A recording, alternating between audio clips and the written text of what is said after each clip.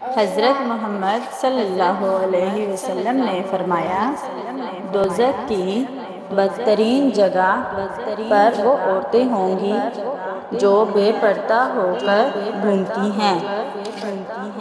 اگر میری ماں زندہ ہوتی، میں نماز میں اللہ کے حضور کھڑا ہوتا، ماں آواز دیتی اور میں نماز چھوڑ کر دوڑ کر ماں کے پاس چلا جاتا اور دنیا والوں کو بتاتا کہ ماں کی عظمت کیا ہوتی ہے۔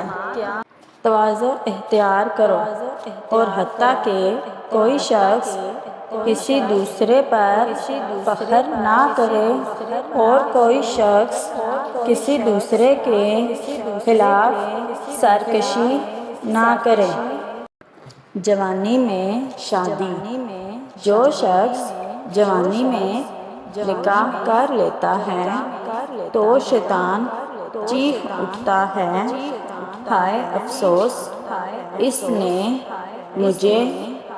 مجھ سے اپنا دین بچا لیا۔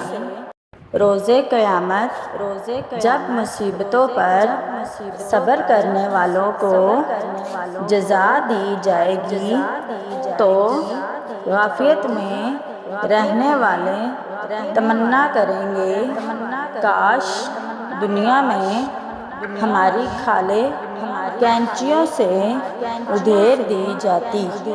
جب تم لوگ جنازہ دیکھو تو کھڑے ہو جاؤ، اور جو شخص جنازہ کے ساتھ چل رہا ہو وہ اس وقت تک نہ بیٹھے جب تک جنازہ رکھ نہ دیا جائے۔